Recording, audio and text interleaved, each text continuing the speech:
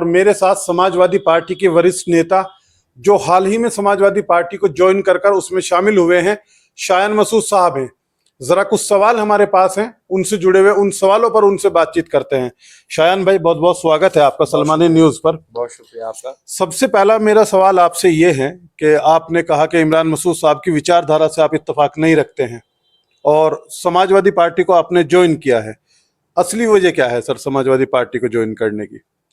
देखिए, देश के अंदर जो हालात हैं, आप देख रहे हो पेपर लीक हो रहा है, आप देख रहे हो किसान परेशान है, आप देख रहे हो कि उत्तर प्रदेश के अंदर क्या हालात पैदा कर दिए।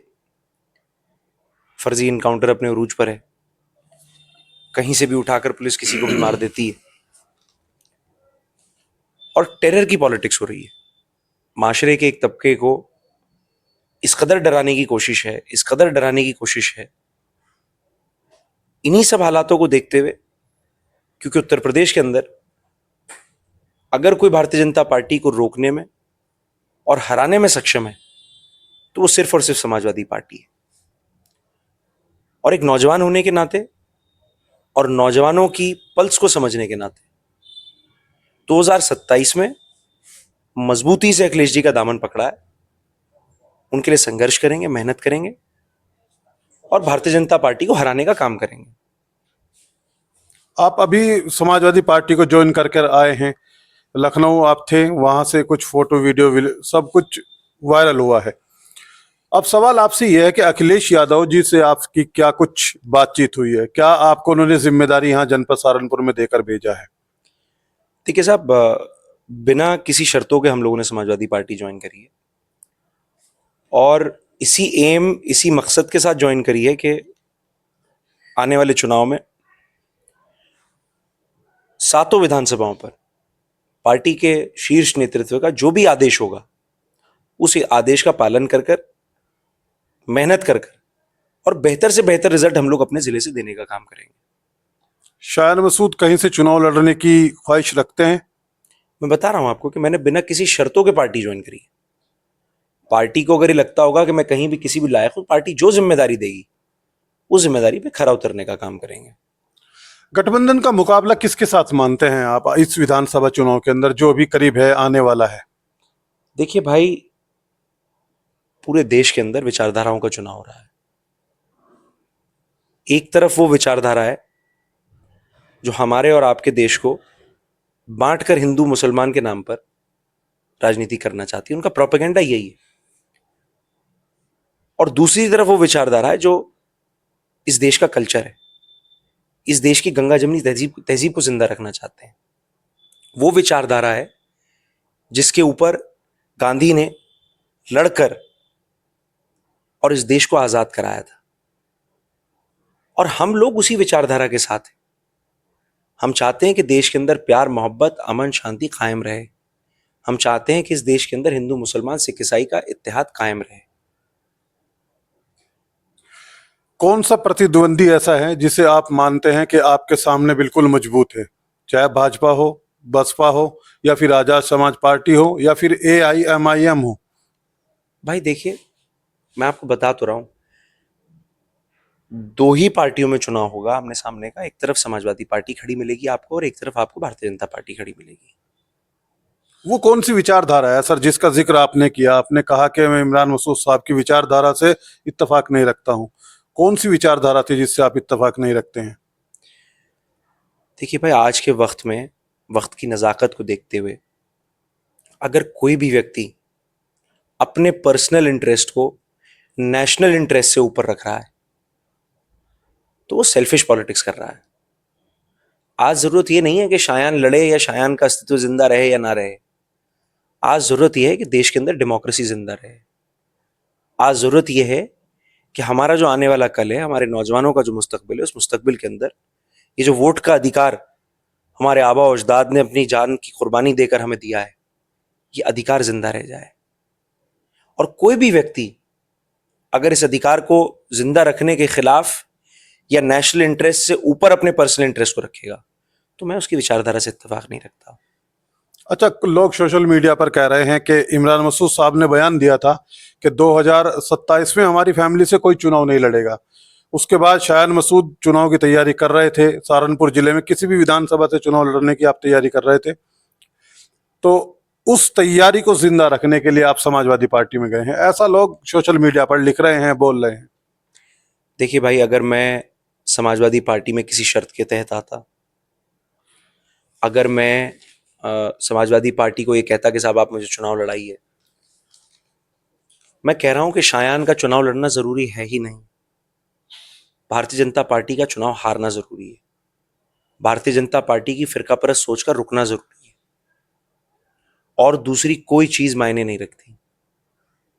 इसी चीज को जो है असुद्दीन ओवैसी साहब भी कहते हैं, जिस चीज को आप कह रहे हैं कि अगर यहाँ उत्तर प्रदेश में भाजपा को आपको रोकना है तो गठबंधन करना पड़ेगा।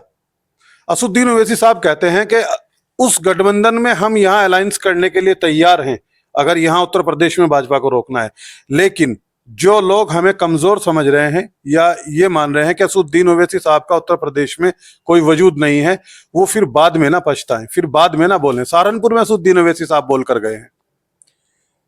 देखिए भाई, जब मैं कहता हूं कि हम फिरकापरस्त सोच के खिलाफ हैं,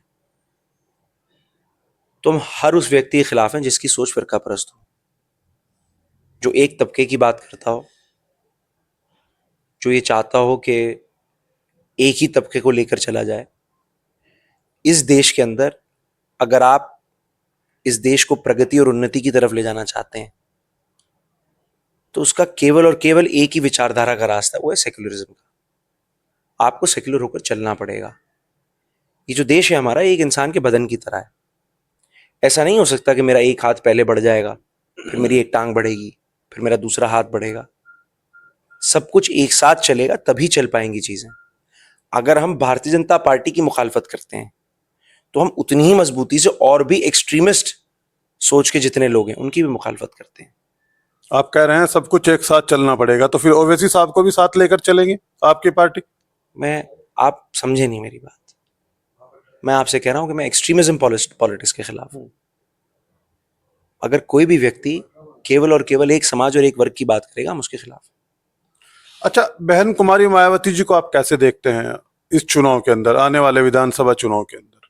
अनफॉर्चुनेटली बहन जी, आप देखिए भाई, आप उन लोगों की बात करिए जो यहाँ लड़ाई में हो। पिछली बार उनका एक विधायक आया था, इस बार मुझे लगता है एक भी नहीं आएगा। अनफॉर्चुनेटली बहन जी ने बहुजन समाज पार्टी ने जो विजन, जो मूवमेंट शुरू करा था, वो कमजोर पड़ गया। किन्हीं कारणों से पड़ गया, मैं नहीं जानता, ना मैं उनमें जाना चाहता। आज दलित समाज के तमाम लोग, क्योंकि हम लोग तो हर वक्त जनता में हैं, दलित समाज के तमाम लोग आज अखिलेश जी की तरफ देख रहे हैं, अखिलेश जी के नेतृत्व की तरफ देख रहे हैं। और आपने देखा कि पीडीए के बैनर के नीचे 2024 के अंदर पूरे प्रदेश में दलित समाज के लोगों ने एक तरफा समाजवादी पार्टी को वोट देने का काम करा। और आप देखिएगा आइंदा भी जो 2027 का चुनाव आ रहा है, आपको इसमें भी दिखेगा ये। पीडीए में सब कुछ यहाँ सहारनपुर के अंदर सब कुछ ठीक चल रहा है?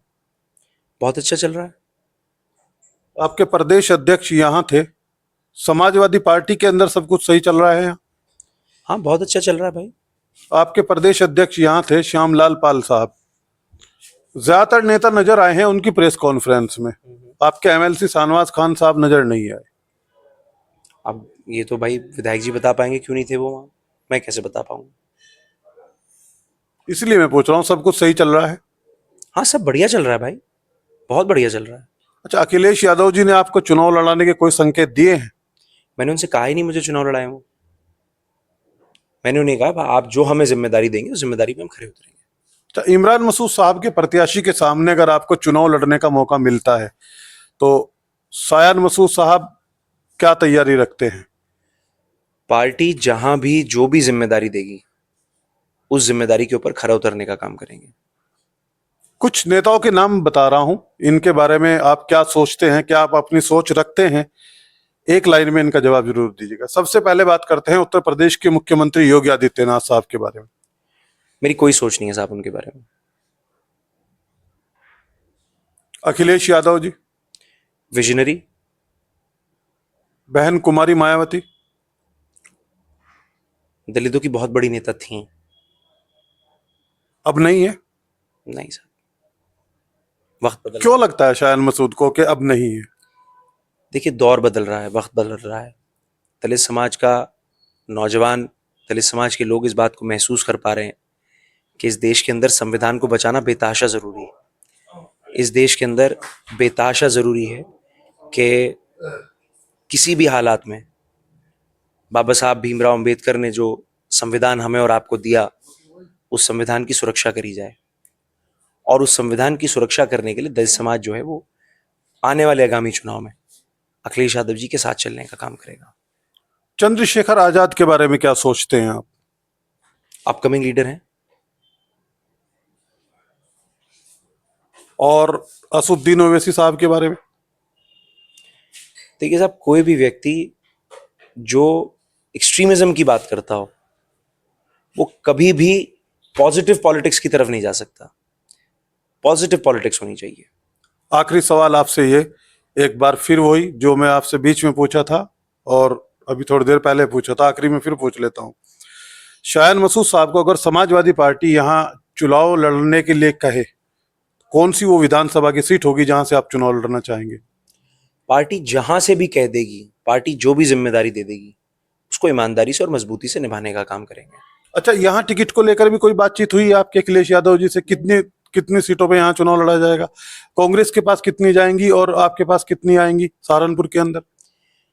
देखिए, स्टैटिस्टिकली 2022 का अगर हम विधानसभा का आंकड़ा देखें तो सातों की सातों सीटें हमारे यहाँ समाजवादी पार्टी के पास जानी चाहिए, क्योंकि कांग्रेस का तो यहाँ कोई वजूद ही नहीं है। सातों की सातों सीटें समाजवादी पे जानी चाहिए, लेकिन ये शीर्ष नेतृत्व का फैसला है और जो भी फैसला होगा वो हम सब समाजवादियों के लिए सर्वोपरि है। अच्छा, यही सवाल मैंने हमजा मसूद से किया था जब उनका इंटरव्यू मैंने किया था, जो चीज आप कह रहे हैं।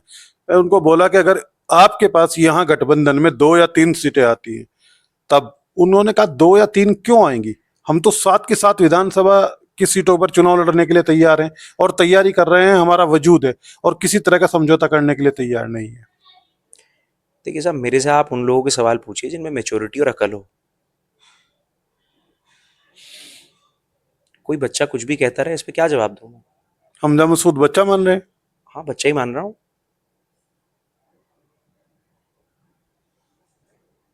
तो आप समझौता करने के लिए यहाँ कोई तैयार नहीं है, आप भी उसी चीज को कह रहे हैं? देखिए, ये पार्टी तय करेगी, ये पार्टी का फैसला है। चलिए, खैर, बहुत बहुत शुक्रिया हमसे जुड़ने के लिए। देखिए, ये शायन मसूद साहब हैं। कुछ सवाल, जिन सवालों पर उन्होंने अपने जवाब दिए हैं, और वो जवाब क्या उन्होंने दिए हैं आपने देख लिए हैं। हमजा मसूद को लेकर आखिर में उन्होंने एक बात जरूर कह दी है कि वो एक बच्चे हैं। पूरी खबर को लेकर आप क्या सोचते हैं, आप भी अपनी राय रख सकते हैं। इस खबर के लिए इतना ही। सहारनपुर से अपने सहयोगी के साथ अरशद सलमानी, सलमानी न्यूज।